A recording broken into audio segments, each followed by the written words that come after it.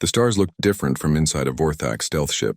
Through the dark metal hull they appeared cold and distant, like tiny points of light scattered across an endless black canvas.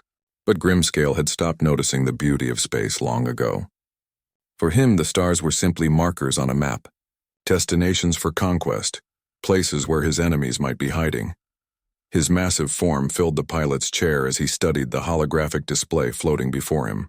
The third planet from the system's yellow sun glowed blue and green, swirled with white clouds that moved slowly across its surface. It looked peaceful, almost innocent. But Grimscale knew better than to trust appearances. This was Earth, the human homeworld, and it represented everything that terrified the Galactic Council. Grimscale's red eyes narrowed as he read through his mission briefing one more time. The humans had appeared in galactic space only 2 centuries ago, yet they had already spread to 43 different worlds. No species in recorded history had expanded so quickly or so aggressively.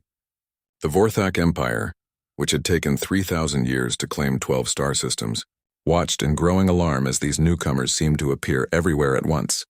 The data streams painted a disturbing picture. Human colonies sprouted like weeds across previously unexplored regions.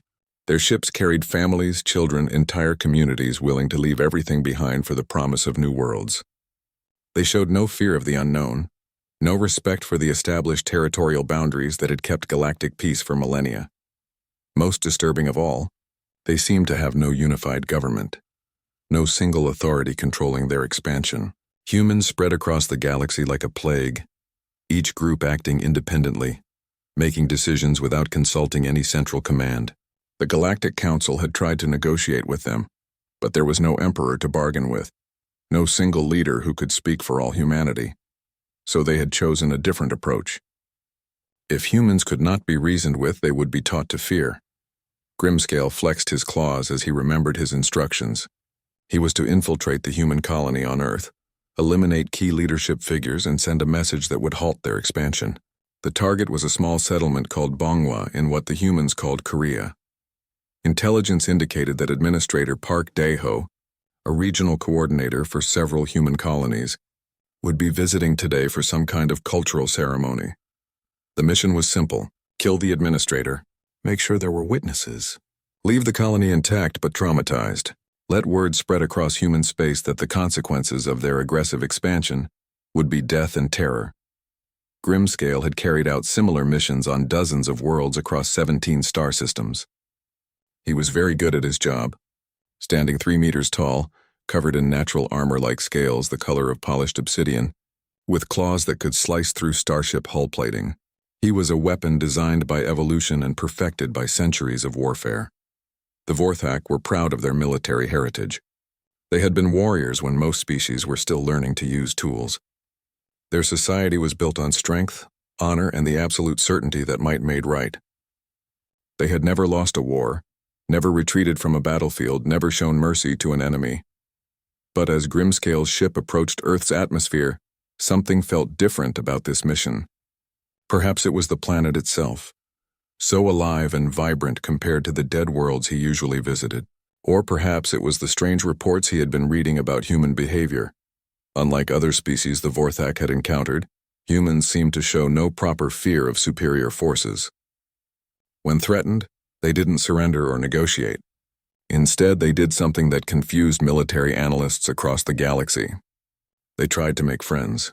There were documented cases of human diplomats offering food to enemy negotiators, human traders who gave gifts to pirates trying to rob them, human colonists who invited hostile alien visitors to stay for dinner. It was all very puzzling and seemed to indicate some kind of mental defect that made them incapable of recognizing danger. Grimscale activated his ship's stealth systems as he entered Earth's atmosphere. The blue sky reminded him uncomfortably of his homeworld before the wars had turned it gray and lifeless. White clouds drifted peacefully below him, and he could see vast oceans that sparkled in the sunlight. As he descended toward the Korean peninsula, Grimscale began to hear something that made him pause. It was a sound his sensitive hearing picked up even through the hull of his ship. At first he thought it might be some kind of alarm system or warning signal, but as he listened more carefully he realized it was something else entirely. It was the sound of children laughing. The sound was so unexpected, so innocent and joyful, that it made Grimscale feel strange. In all his centuries of warfare, he had encountered the young of many species, but always in contexts of fear, evacuation, or protective hiding. He had never heard younglings making sounds of pure happiness while potential danger approached from above. Through his ship's sensors, he could see the source of the laughter. Below him was a modest brick building surrounded by a small courtyard where dozens of small humans ran and played. They wore bright clothing and carried colorful bags on their backs. Some were kicking a black and white ball around a grassy field. Others were gathered in groups engaged in what looked like some kind of rhythmic movement. This was Bongwa Elementary School, according to his navigation system. A place where human younglings came to learn and grow. It was also where Administrator Park Daeho would be attending their cultural ceremony this afternoon. Grimscale had seen many strange sights across the galaxy, but this was perhaps the strangest. These small humans showed no awareness that a predator from the stars was approaching. They continued their games and activities with complete trust in their safety. They seemed to have no concept that the universe contained beings who might wish them harm. It was either the most foolish behavior Grimscale had ever witnessed, or the most remarkable display of innocence he had encountered in 400 years of life. He landed his ship in a wooded area several kilometers from the school, engaging full camouflage systems to remain hidden. Then he activated his personal stealth field and began the approach to his target on foot. But as he moved through the peaceful countryside toward the school, the sound of children's laughter continued to reach his ears, and for reasons he could not explain, it made each step feel more difficult than the last. For the first time in his long career as a hunter, Grimscale began to wonder if this mission would be as simple as he had assumed.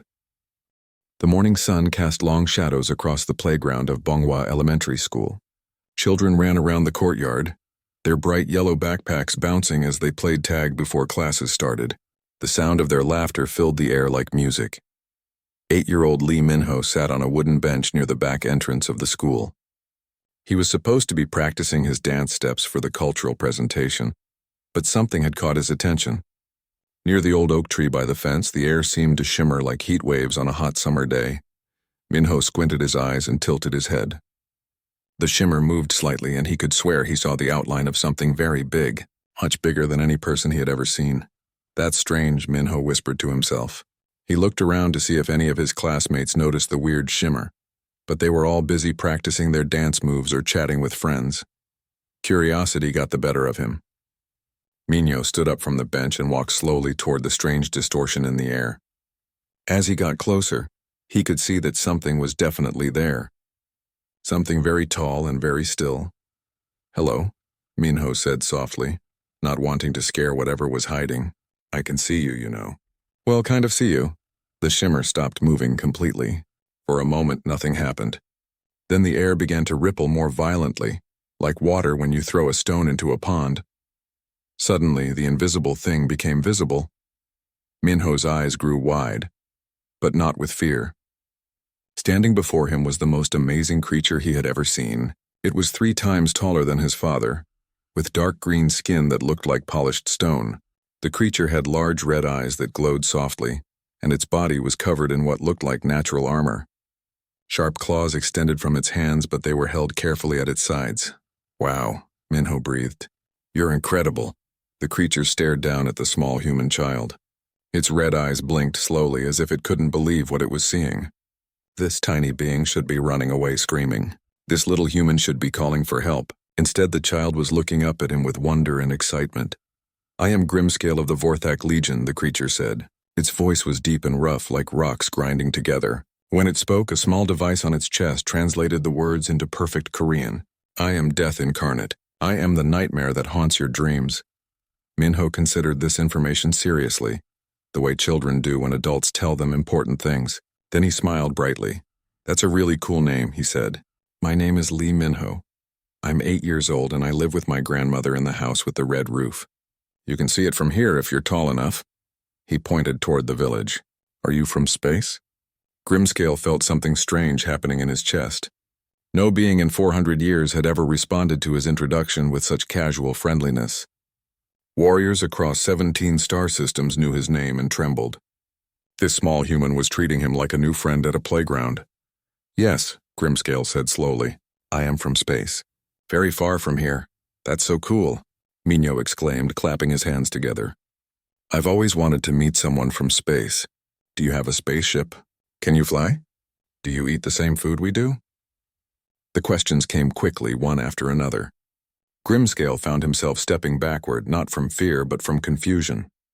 He had prepared for many scenarios during his mission briefing.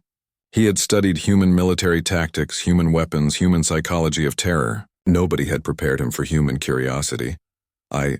Grimscale started, then stopped. Why are you not afraid of me? Mino looked puzzled by the question. Why should I be afraid? You haven't done anything scary. You're just standing there talking to me. He paused, studying Grimscale's face. Are you the one who should be scared? The question hit Grimscale like a physical blow. He who had destroyed entire fleets, who had brought mighty civilizations to their knees, scared of a tiny human child who barely reached his knee. But as he looked down at Minho's open, trusting face, Grimscale realized that maybe he was scared, not of the child's potential to harm him, but of something else entirely, something he couldn't name. Your skin looks like my grandmother's jade bracelet, Minho continued, moving closer to get a better look. She says jade brings good luck and protection. Maybe that's why you look so strong. Grimscale's massive claws trembled slightly. In all his centuries of existence, his battle-scarred hide had been compared to many things. Armor plating, volcanic rock, the shells of dead worlds. Never had anyone compared it to something precious and beautiful. You think I look good? Grimscale asked quietly. You look amazing, Minho said with complete honesty. Like a dragon from the stories my grandmother tells me, but friendly. Are you friendly? The simple question hung in the air between them. Grimscale thought about his mission. He had come here to eliminate the human leadership, to send a message of fear across human space. He had come to kill. But looking at this small boy who saw beauty where others saw terror, who asked about friendship instead of demanding explanations, Grimscale found his carefully planned words disappearing. I don't know, he said finally, and the honesty in his voice surprised even himself. Minho reached into his backpack and pulled out a small box. My grandmother packed extra cookies today, he said. Would you like one? They have sesame seeds on top. Sharing food is how you make friends, grandmother always says. Grimscale stared at the offered cookie. It was tiny in his massive palm, barely visible against his dark scales. The sweet smell rose up to his sensitive nose, and he realized it was the first time in centuries that anyone had offered him something made with care instead of fear. I have never eaten a cookie, Grimscale admitted. Really? Minho's eyes lit up with the excitement of sharing something new. Oh, you're going to love it. But be careful, they're a little crumbly. As Grimscale carefully lifted the small cookie to his mouth, he wondered if this was what peace tasted like, sweet, warm, and offered freely by small hands that had never known war. The cookie dissolved on his tongue, and with it, something fundamental about Grimscale's understanding of the universe began to change. Good, right? Mino asked, grinning. For the first time in 400 years, Grimscale smiled back. Teacher Kim Soo-jin noticed that one of her students was missing from dance practice. She counted the children twice to make sure. 22 students were spinning and stepping to the traditional music, but Lee Minho was nowhere to be seen. Keep practicing, everyone, she told the class. I'll be right back. Soo-jin walked through the school hallways, checking the bathroom, the library, and the art room. No sign of Minho anywhere. She stepped outside into the school courtyard and heard his voice coming from behind the old oak tree. So you don't have any brothers or sisters either? Minho was saying to someone. That's okay. Sometimes I get lonely too, but then I remember that my goldfish Bubbles is always happy to see me when I get home. Soo-jin walked around the tree and stopped in surprise. Minho was sitting cross-legged on the grass, talking animatedly to what appeared to be empty air. But as she looked closer, she could see a slight shimmer in the space where Minho was directing his conversation. Minho, she said gently, not wanting to startle him. What are you doing out here? You should be practicing with the others. I'm talking to my new friend, Minho replied, looking up at his teacher with bright eyes. He's from space and he's very sad. I think he's been alone for a long time. Soo-jin felt a chill run down her spine. Children sometimes had imaginary friends, but something about this felt different. The shimmer in the air seemed too real, too solid. Hello? She said, speaking to the empty space beside Minho. My name is Kim Soo-jin. I'm Minho's teacher. The air rippled violently, and suddenly a massive alien creature materialized before them. Sujin's training kicked in immediately. She should call for security. She should get the children to safety. She should activate the emergency protocols. Instead, she found herself looking into the creature's glowing red eyes and seeing something unexpected there. Not anger or threat, but confusion, and something that looked almost like pain. The alien was enormous, with dark green scales and sharp claws that could easily tear through steel. But he was holding his massive hands very carefully, as if afraid he might accidentally hurt something. His red eyes kept darting between her and Minho, and his whole posture suggested someone who didn't know what to do. "You can see me," the alien said, his voice deep and rumbling. The words came through a small device on his chest that translated them into Korean. "Yes, I can see you," Sujin said calmly. "Are you hurt? Do you need help?" Grimscale stared at her. This was not how first contact scenarios were supposed to go according to his military training. The adult human should be screaming, running, calling for weapons. Instead, she was asking if he needed help. "I am Grimscale," he said slowly. "I am a warrior of the Vorthak Legion." "Nice to meet you, Grimscale," Sujin replied with a small bow, the way she would greet any visitor to their school. "Would you like to come inside? The children are practicing traditional dances for Parents' Day tomorrow. You might enjoy watching." Minho jumped up excitedly. "Yes, you have to see this. We've been practicing for weeks, and maybe the other kids would like to meet you too." Grimscale looked between the teacher and the child. Everything in his training told him this was a trap.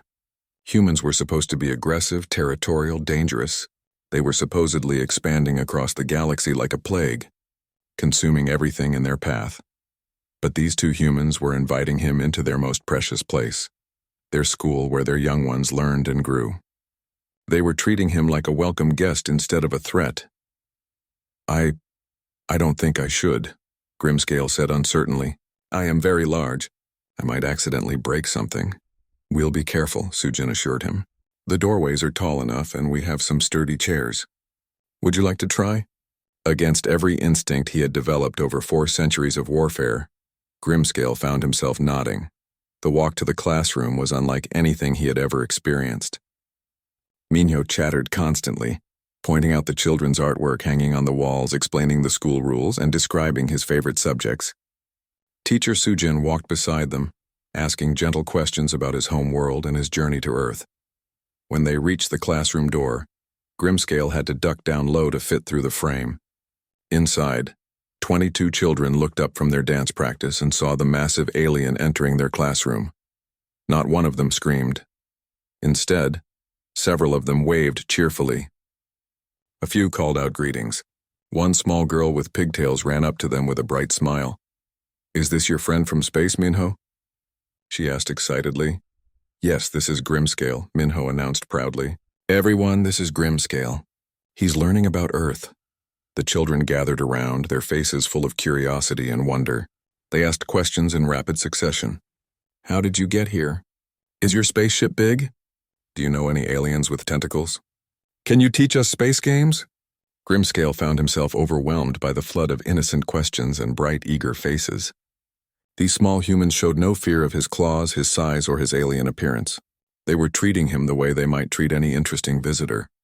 A girl named Han Yu-jin ran to her desk and came back with a piece of paper. She had drawn a picture of a flower using bright crayons with "Welcome" written in careful letters at the top. "This is for you," she said, holding out the drawing to Grimscale. "I made it yesterday, but I think it was meant for you." Grimscale stared down at the simple artwork. In his 400 years of existence, he had received tribute from conquered worlds, fear from defeated enemies, and respect from fellow warriors.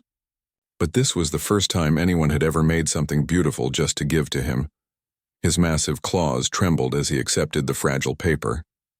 "Thank you," he said softly. "It is the most beautiful thing I have ever been given." Eugen beamed with pride. "Do you want to see our dance now? We're really good at it." As the children returned to their positions and began their traditional dance, Grimscale carefully sat down on the floor at the back of the classroom.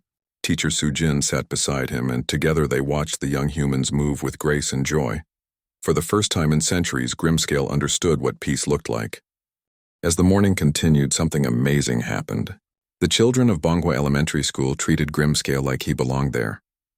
They showed him their textbooks, pointing out pictures of animals and places on Earth.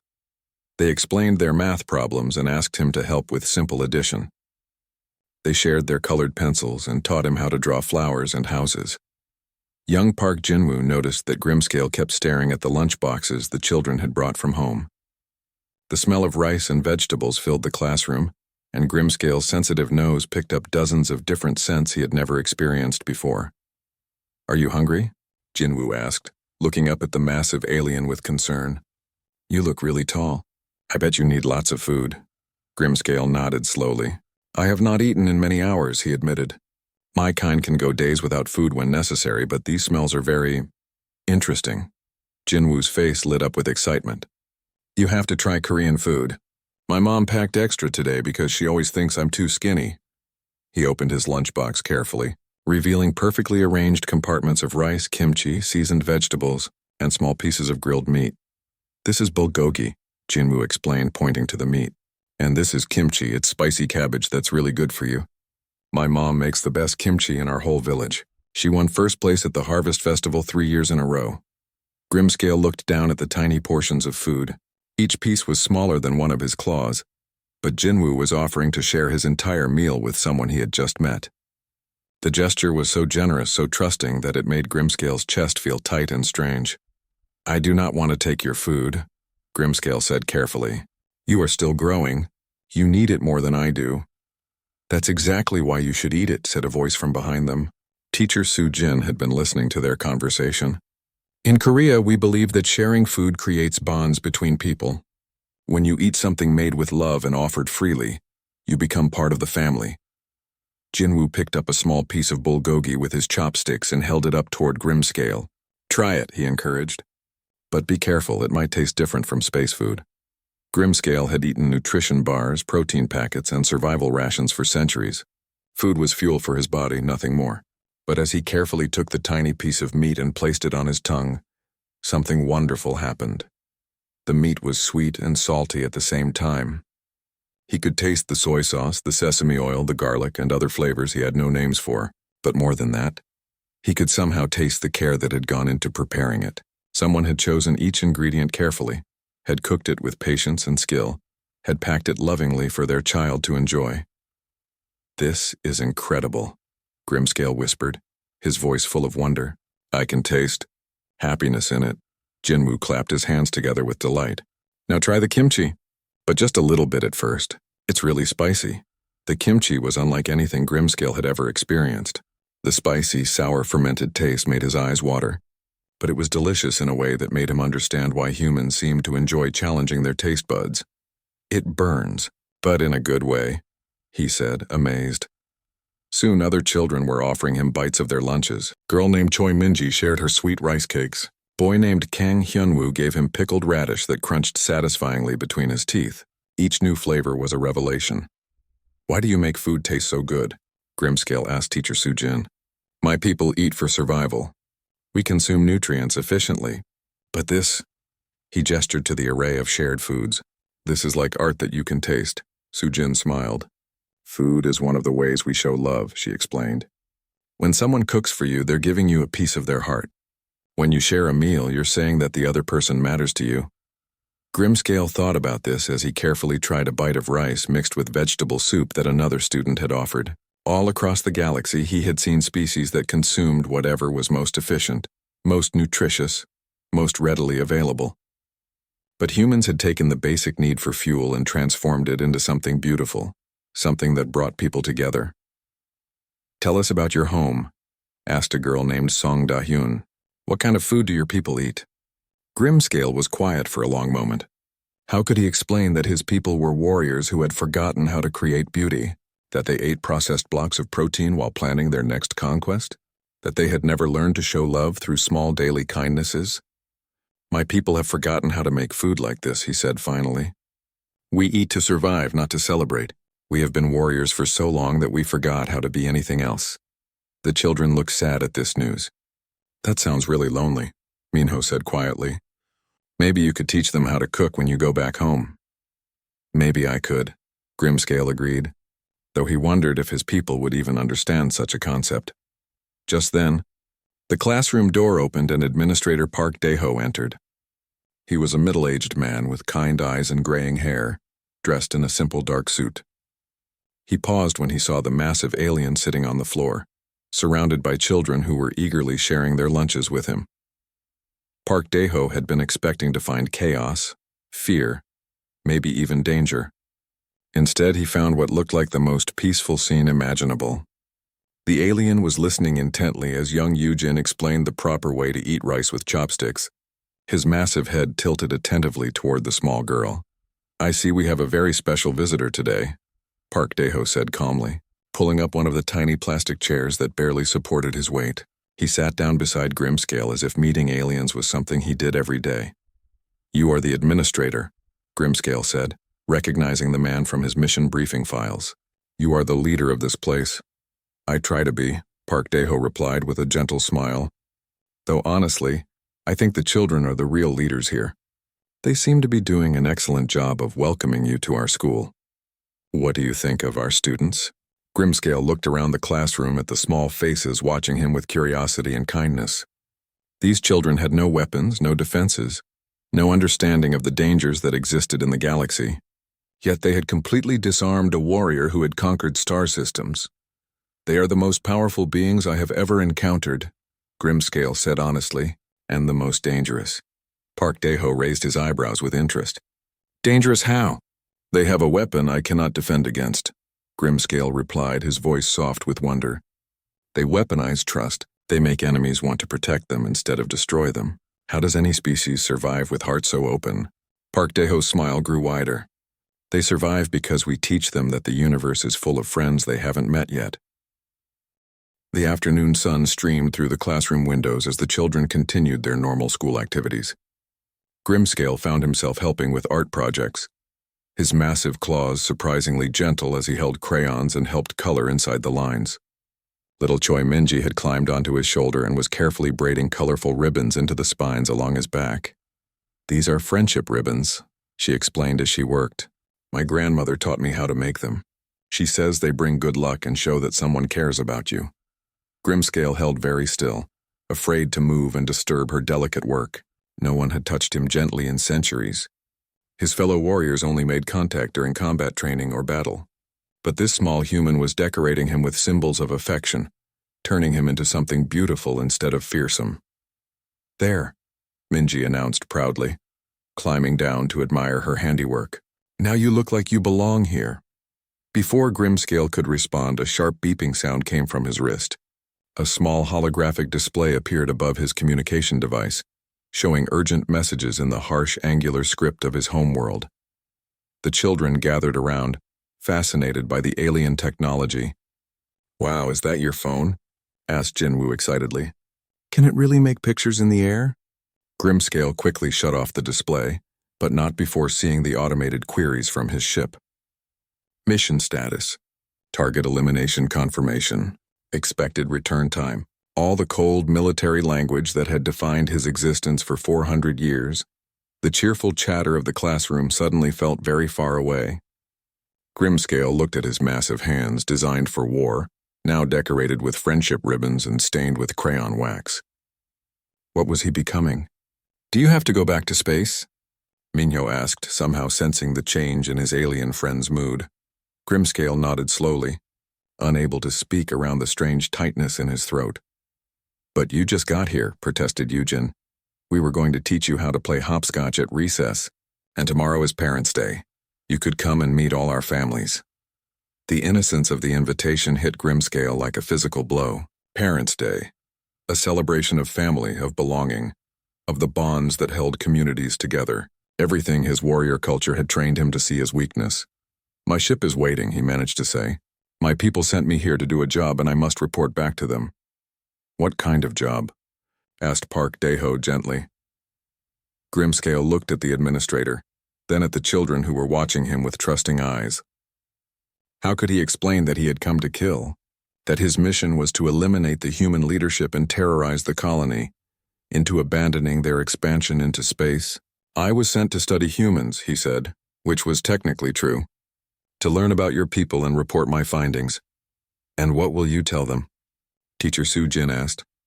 Grimscale was quiet for a long moment, looking around the classroom at the artwork on the walls, the shared lunches, the children who had welcomed a monster and turned him into a friend. I will tell them that humans are the most dangerous species in the galaxy, he said finally. The children looked worried. Dangerous how? Minho asked with concern. We're not trying to hurt anyone. You are dangerous because you make enemies want to protect you instead of destroy you, Grimscale explained. You turn weapons into friends.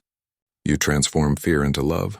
Any species that can do this cannot be defeated by force. Park Daeho smiled. Is that necessarily a bad thing? For a warrior like me it should be, Grimscale replied. But I find that I do not want to be just a warrior anymore. The communication device on his wrist beeped again, more insistently this time. Grimscale reluctantly activated it, and harsh words in his native language filled the air. The children couldn't understand the words, but they could hear the anger and impatience in the tone. They want me to return immediately, Grimscale translated. My commanders are displeased with my delay. Will you get in trouble? Minji asked worriedly. Grimscale thought about the punishment for failing a mission, for compromising operational security, for going native as his people would call it. But then he looked at the friendship ribbons in his spines and realized that some things were worth any punishment. Probably, he said, but that is not your concern, small one. Suddenly, Grimscale stood to his full height, his decision crystallizing in his mind. The children looked up at him expectantly as he reached for something on his belt. His claws closed around the handle of a weapon that had been in his family for 20 generations. The blade was beautiful in its alien way, forged from metals that didn't exist on Earth, inscribed with the history of his warrior lineage. It had tasted the blood of 1,000 enemies and had never known defeat. Grimscale knelt down so he was closer to the children's eye level, though he was still much taller than any of them. He held out the ceremonial weapon with both hands. This belonged to my father and his father before him, he said solemnly. It has been carried by Vorthak warriors for centuries. But I am no longer the warrior who came to this world. He offered the blade to Minho, who accepted it with the same careful reverence he had shown when receiving the cookie that morning. I give this to your people, Grimscale continued, not as a weapon of war but as a symbol of trust. Promise me you will use it only to protect the gift you have. What gift? Minho asked, his small hand steady as he held the alien blade. The gift of seeing friends where others see enemies. Grimscale replied, the gift of making love stronger than fear. Minho bowed deeply, the way his grandmother had taught him to show respect for important things. I promise to take very good care of it and to remember what it means. The communication device beeped again, and this time Grimscale ignored it completely. Instead, he looked at each child in the classroom, memorizing their faces, trying to capture this moment of perfect peace before he had to return to a galaxy at war. Will we see you again? Hyujin asked hopefully. Grimscale touched the friendship ribbons in his spines and felt something he had never experienced before. Hope. I do not know what the future holds, he said honestly, but I know that I am not the same being who entered this classroom this morning. You have changed me in ways I am still trying to understand. As if summoned by his thoughts, a deep rumbling sound came from outside. Through the windows they could see Grimscale's ship descending toward the school courtyard, its dark metal hull blocking out the afternoon sun. The children ran to the windows to watch the magnificent vessel land, their eyes wide with excitement and wonder. Even facing the unknown, they showed curiosity instead of fear. Your ride is here, Park Daeho observed with a slight smile. Grimscale nodded. But for the first time in his life, he was reluctant to board a ship that would take him away from a place, away from home. The massive alien ship settled in the school courtyard with a deep hum that made the windows vibrate. Children pressed their faces against the glass, pointing excitedly at the sleek metal hull and the strange symbols carved into its surface. None of them looked afraid. Grimscale stood in the doorway of the classroom, torn between two worlds. Behind him, 23 human children who had shown him a kind of peace he never knew existed. Ahead of him, a ship that would carry him back to a life of endless war and conquest. You don't have to go, Minho said quietly, slipping his small hand into Grimscale's massive one. You could stay here with us. My grandmother always says there's room at our table for one more. Grimscale looked down at the boy who had first approached him without fear. The child's offer was sincere, innocent, and impossible. A Vorthak warrior could not simply abandon his duties and become a schoolteacher on a human world. Could he? My commanders will not understand, Grimscale said softly. They will think I have been corrupted or brainwashed. They may send other warriors to complete my mission. Then you have to help us explain, Teacher Sujin said, joining them at the window. Help them understand what you learned here today. Grimscale nodded slowly. He activated his wrist communicator and began recording a message that would change the course of galactic history. Vorthak Command, this is Hunter Grimscale. I have completed my reconnaissance mission on the human colony of Earth. I am transmitting my final report. His voice was steady, but his free hand unconsciously touched the friendship ribbon still woven into his spines. The humans possess a weapon system unlike anything we have encountered before. They have successfully weaponized compassion, kindness, and unconditional acceptance. Any being exposed to this weapon becomes unwilling to cause them harm and actively seeks to protect them instead. Through the communicator, Grimscale could hear surprised chatter from his command ship. This was not the report they had expected. Furthermore, he continued, the humans demonstrate an unprecedented ability to transform potential enemies into allies through simple acts of sharing food, creating art, and showing genuine interest in other beings. Their young are trained from birth in these tactics and show no fear of unknown species.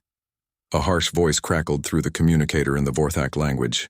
Grimscale translated for the humans around him.